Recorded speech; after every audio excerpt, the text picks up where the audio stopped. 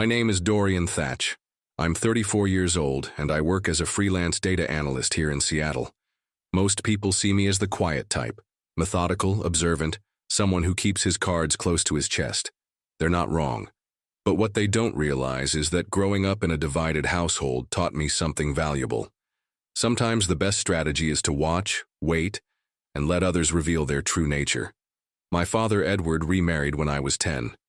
His new wife, Lynette, brought her 8-year-old son, Henry, into our home, and suddenly we became what everyone called a blended family. On paper, it looked perfect. 2 boys, 2 parents, 1 happy household. But reality was different. From day one, I became the responsible one, the independent one, while Henry was the baby who needed constant attention and support. If you enjoy stories of cold-blooded revenge and gripping plot twists, like this video and subscribe to the channel now. There are brand new, unreleased stories here every day, each one more intense than the last. The pattern started early and never stopped. When Henry wanted guitar lessons at 12, they signed him up immediately. When I asked about joining the school debate team at 14, my father said, "You're smart enough to figure things out on your own, son." Henry got new clothes every season. I learned to make my old ones last. Henry struggled with math, so they hired a tutor at $60 an hour. I taught myself calculus from library books because you've always been so self-sufficient, Dorian, as Lynette loved to remind me. I never complained, never threw tantrums. I just observed and adapted. By the time I was 16, I'd learned to expect nothing and prepare for everything. I got a part-time job at Best Buy, saved every penny, and paid my own way through community college before transferring to the University of Washington. Henry, meanwhile, had his college fund ready and waiting, $35,000 courtesy of Dad's careful financial planning. But the final insult came in December 2023. I was 32, established in my career, living in my own apartment in Capitol Hill. I still came home for holidays because, despite everything, they were family. Henry, now 25 and chronically underemployed, had been dropping hints about needing a car for months. His 2014 Honda Civic finally died, and he'd been using Uber and rideshare apps to get around. Christmas morning arrived with the usual chaos. Lynette made her famous cinnamon rolls. The tree was perfectly decorated, and presents were stacked underneath in neat piles. Henry's pile was noticeably larger than mine, but that wasn't unusual anymore. I'd brought thoughtful gifts for everyone, a leather portfolio for Dad, a silk scarf for Lynette, and wireless earbuds for Henry since he was always complaining about his neighbors. Then came the big reveal.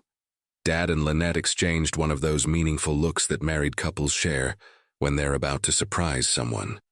"Henry," Dad said, pulling out his iPhone to record the moment, "why don't you check the garage?"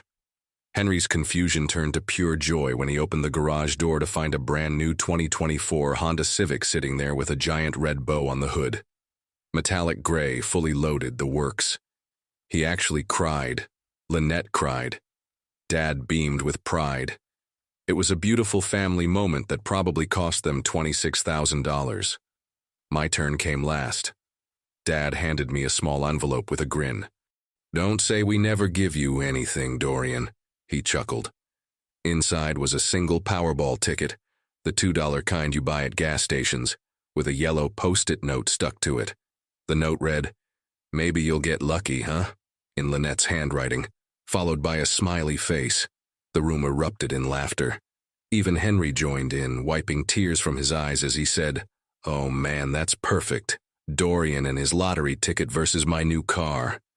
They found it hilarious.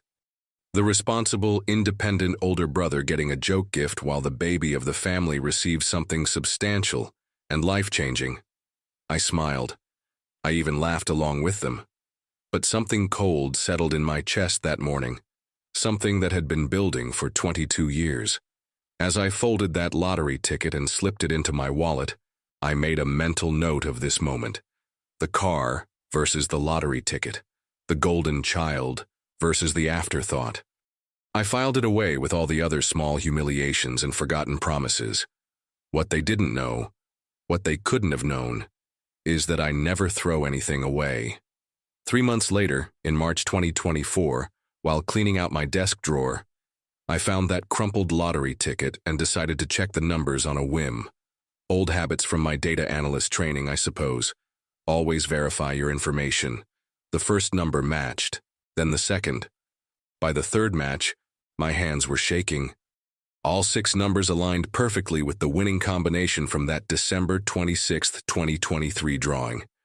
I had just won $134 million. The first thing I did was absolutely nothing. I sat in my apartment for 3 hours, staring at that ticket, cross-referencing the numbers on my laptop. I checked the Washington State Lottery website, then the official Powerball site, then 3 different news articles about the unclaimed jackpot. Every source confirmed the same thing. Someone in Seattle had won the largest lottery prize in state history, and that someone was me. The second thing I did was call my lawyer. Not a family friend or someone my father might know, but a corporate attorney I'd worked with on a freelance contract 2 years earlier. Jennifer Walsh specialized in business formation and asset protection for tech companies. She was discreet, thorough, and expensive. Exactly what I needed. Jennifer, this is Dorian Thatch. I need to set up a blind trust immediately, like today immediately. Dorian? It's Saturday morning. What kind of blind trust are we talking about? The lottery-winning kind. The silence on her line lasted exactly 5 seconds. Then, I'll meet you at my office in 2 hours. Don't sign anything, don't tell anyone, and for God's sake, don't post anything on social media. By Monday, I had a legal structure that would make the CIA proud. The Cascade Holdings Trust claimed the prize, with Jennifer as the public trustee, and me as the anonymous beneficiary. The lump sum payout, after federal and state taxes, came to just over $72 million. I invested $65 million in a diversified portfolio through 3 different firms, kept $4 million liquid, and used the remaining $3 million to completely restructure my life. But here's the thing about sudden wealth. It doesn't change who you are, it just amplifies it. I'd spent 24 years being careful, methodical, and invisible. Money didn't make me flashy, it made me more strategic. I kept my same Capitol Hill apartment, drove my same 2019 Toyota Camry, and maintained my freelance work. To everyone around me, including my family, nothing had changed. I was still responsible, independent Dorian, making his modest living analyzing data for small businesses and tech startups. The only difference was the security I felt. For the first time in my adult life, I wasn't worried about next month's rent or whether I could afford to replace my laptop if it died. I had options, leverage, and most importantly, I had time to think. 3 months passed before the inevitable happened. The story had been in the Seattle Times for weeks. Mystery winner still silent on $134 million jackpot. Local news stations ran human interest pieces about lottery fever in the city. Everyone was speculating about who might have won, where they bought the ticket, why they were staying anonymous. My phone rang on a Thursday evening in June 2024.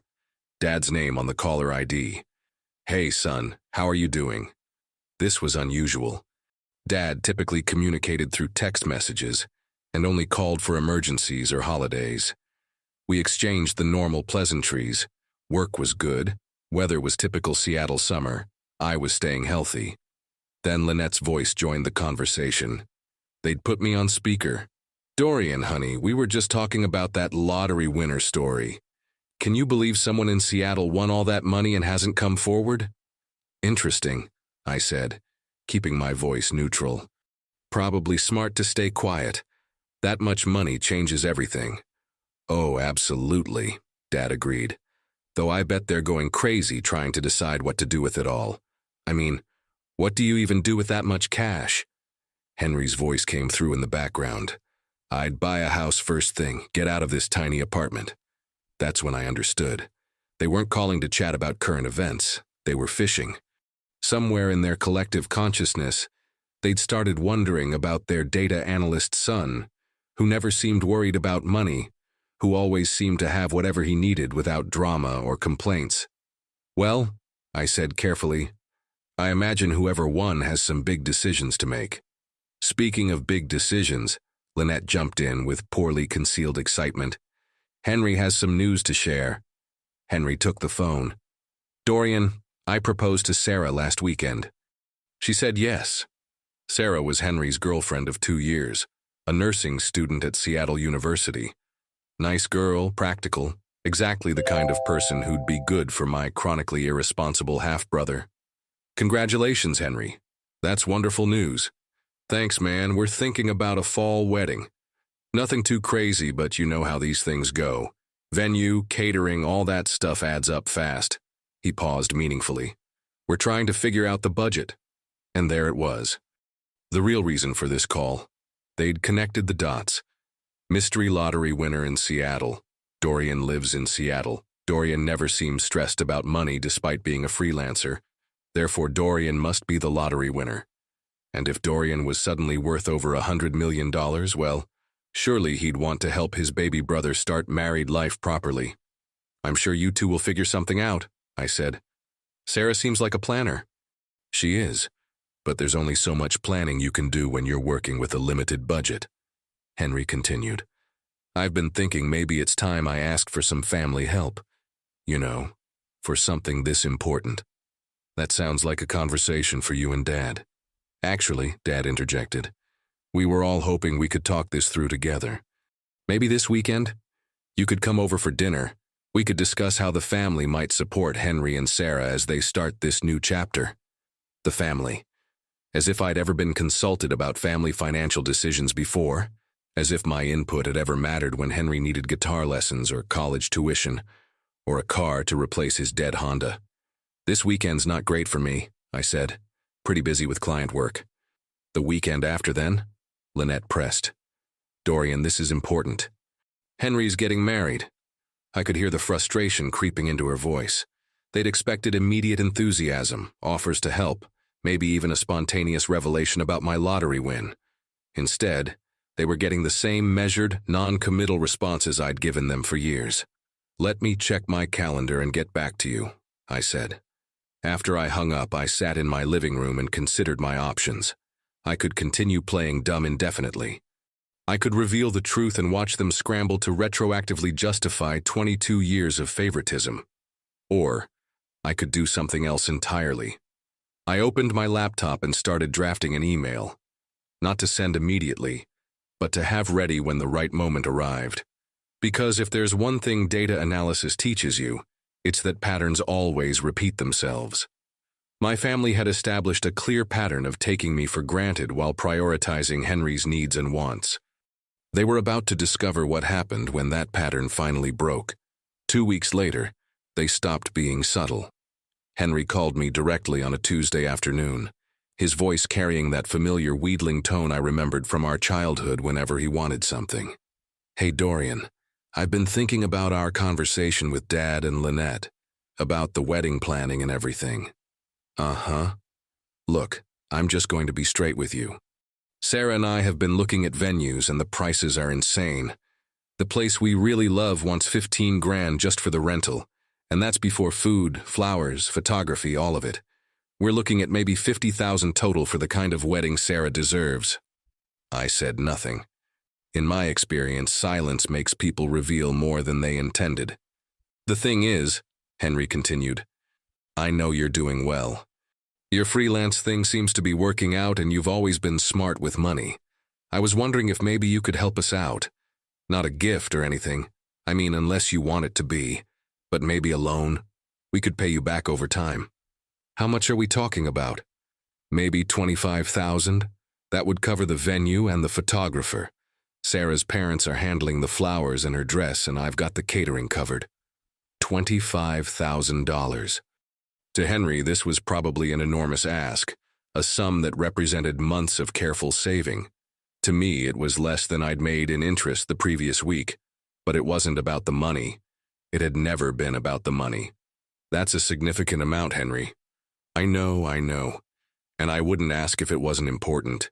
This is Sarah, you know. She's the one. And after everything with Mom and Dad helping me out over the years, I just thought, maybe it was time for me to stand on my own feet a little more, but with help from my big brother. Help from my big brother. The irony was suffocating.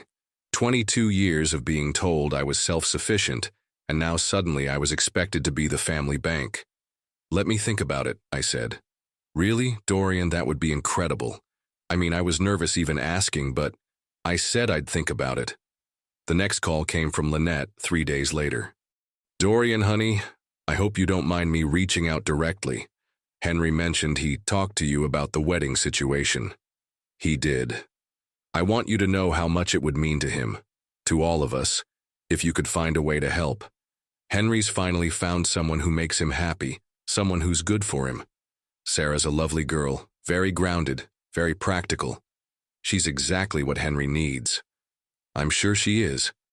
The truth is, your father and I have been talking, and we realize we may have been, well, we may have expected too much independence from you over the years.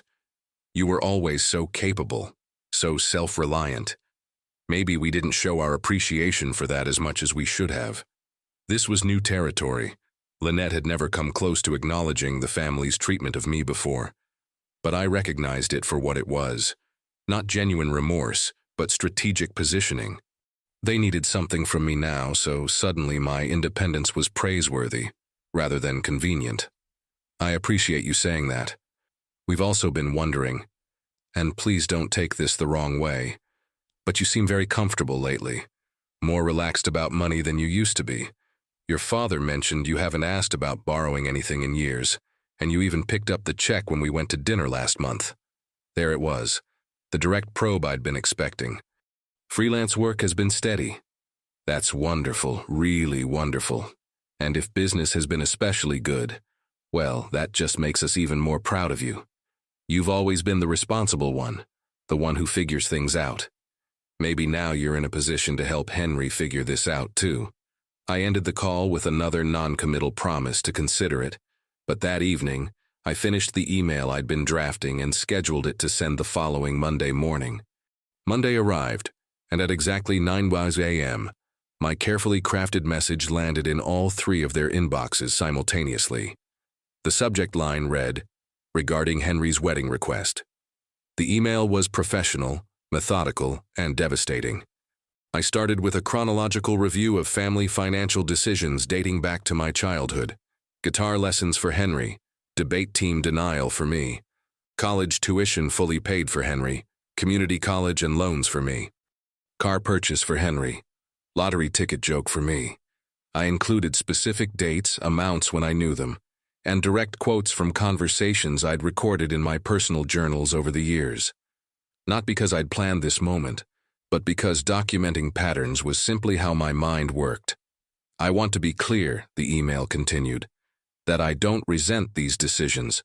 Parents make choices based on their perception of their children's needs and capabilities. You consistently viewed me as self-sufficient, and Henry as someone who required more support. That assessment shaped 2 decades of resource allocation in our family. Then came the revelation. Last December, you gave me a lottery ticket as a Christmas gift. You found it amusing to contrast Henry's car with my $2 ticket. I found it illuminating. That ticket won $134 million. After taxes and legal fees, I now manage approximately $72 million in assets. I let that sink in for a paragraph break. Henry has asked me to loan him $25,000 for his wedding. This represents roughly 0.03% of my current net worth. Essentially, a rounding error in my monthly investment returns. The answer is no. The next section methodically explained why. This decision isn't based on the amount requested or my ability to pay. It's based on the principle that patterns, once established, tend to perpetuate themselves. For 22 years, you taught me that I should expect no help, no safety net, and no consideration for my needs or wants. You taught me self-reliance not as a virtue, but as a necessity. I concluded with crystal clarity. I learned those lessons well. Henry's wedding is Henry's responsibility, just as my education, my career, and my financial planning were mine. I will not be contributing to the wedding, the honeymoon, or any future requests for assistance. This decision is final and non-negotiable. The email included one final touch, a PDF attachment containing photocopies of the original lottery ticket, the winning number announcement, and the official claim documentation from the Washington State Lottery Commission. For verification purposes, the attachment was labeled.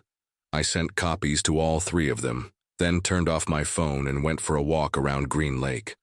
By the time I got home 2 hours later, I had 47 missed calls and over 100 text messages. The pattern had finally broken. The first phase of their response was exactly what I'd predicted: shock, followed by desperate attempts at damage control. Dad's voicemails ranged from stunned, "Dorian, we need to talk about this immediately," to pleading, "Son, I think there's been a misunderstanding," to almost threatening, "This is family, Dorian. Family doesn't abandon family." Lynette's texts were pure emotional manipulation. "How can you be so cruel to Henry? He's your brother. This is his wedding day we're talking about. Money isn't everything, Dorian. Love and family should matter more than some old grudges." Henry himself went through the entire grief cycle in digital format. Denial. "There's no way you actually won that much money and didn't tell us." Anger. "You're really going to let me struggle with my wedding because of some petty bullshit from when we were kids?" Bargaining. "Look, forget the 25,000. Could you just help with 15, 10, anything?" I didn't respond to any of it. Not the calls, not the texts, not the increasingly frantic emails. I'd said everything I needed to say in that first message. Anything more would just be commentary. But I did watch.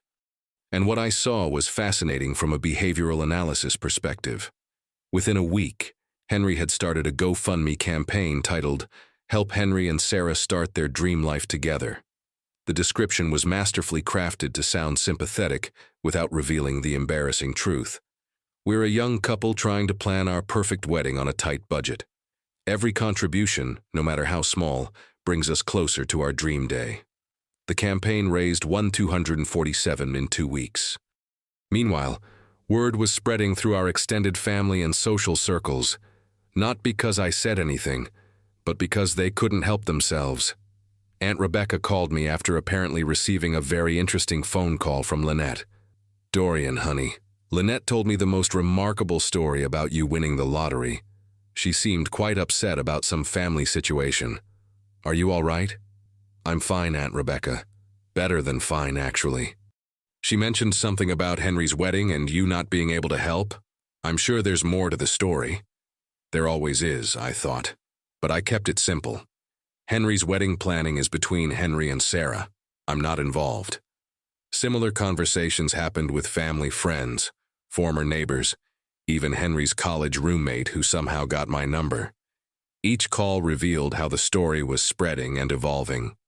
In some versions, I was a heartless millionaire who'd abandoned my struggling family. In others, I was the victim of decades of favoritism who'd finally reached his breaking point.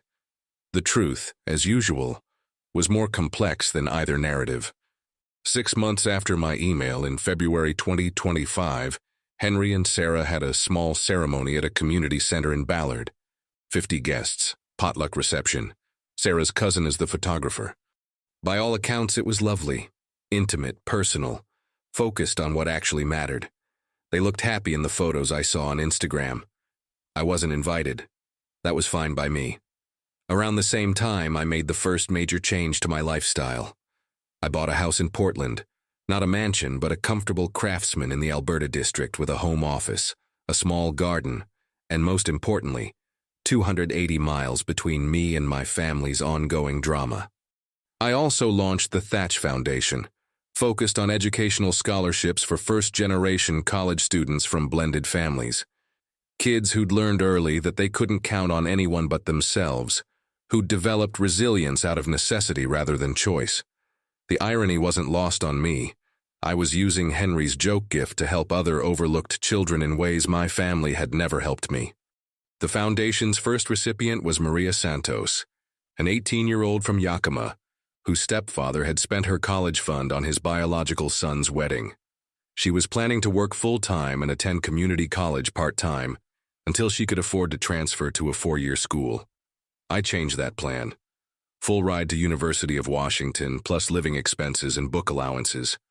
When she tried to thank me at the scholarship ceremony, I just smiled and said, "Pay it forward someday." Nearly 2 years have passed since that Christmas lottery ticket changed everything. Dad still sends birthday cards with generic messages about hoping I'm well. Lynette occasionally likes my LinkedIn posts, which I assume is her version of an olive branch.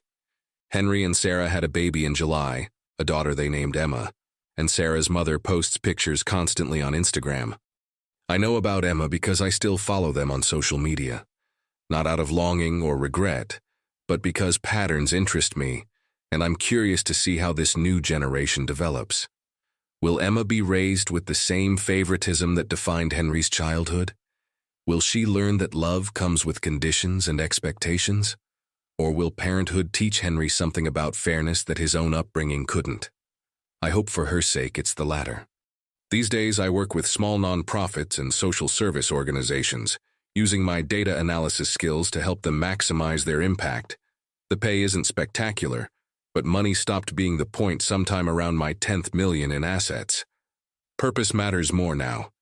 I've also started dating again. Jennifer Walsh, actually. My lawyer turned financial advisor turned something more interesting. She understands the value of building something slowly, carefully, with clear boundaries and mutual respect. She never asks about my family, and I never ask about her ex-husband. We're both old enough to know that some stories are better left in the past. Last month I received an unexpected email from Henry. Not asking for money this time, but something potentially more valuable. Acknowledgement. Dorian, he wrote, I've been thinking a lot about our childhood lately. Maybe because Sarah's pregnant. Maybe because I'm finally growing up. I realize I got advantages you didn't, and I never questioned why or whether that was fair. I'm sorry for that. I'm also sorry for how we handled the lottery situation. We assumed you owed us something because we were family, but we never considered what we owed you. He didn't ask for reconciliation or relationship repair. He didn't suggest we start over or put the past behind us. He simply acknowledged reality and accepted responsibility for his part in it. It was, perhaps, the most mature communication I'd ever received from him. I haven't responded yet. I'm not sure I will. Some apologies deserve acceptance. Others deserve consideration. Some deserve nothing at all. This one falls somewhere in the middle, but I kept the email, filed it away with the lottery ticket, the Christmas photos, and all the other documentation of our shared history. Because patterns matter, and this might represent the beginning of a new one, or it might just be another attempt to get something from me. Time will tell. What I know for certain is this: that $2 lottery ticket taught me something worth more than $134 million. It taught me that justice doesn't always look like revenge. Sometimes it looks like boundaries. Sometimes it looks like building something new instead of tearing something old down. And sometimes, if you're very patient and very strategic, it looks like watching people finally understand the consequences of their own choices. If you enjoyed this story, like this video, and leave a comment telling me what you thought. And if you're not already subscribed to the channel, please subscribe and hit the notification bell to get alerts for new stories like this one. Thanks for watching, and I'll see you in the next one.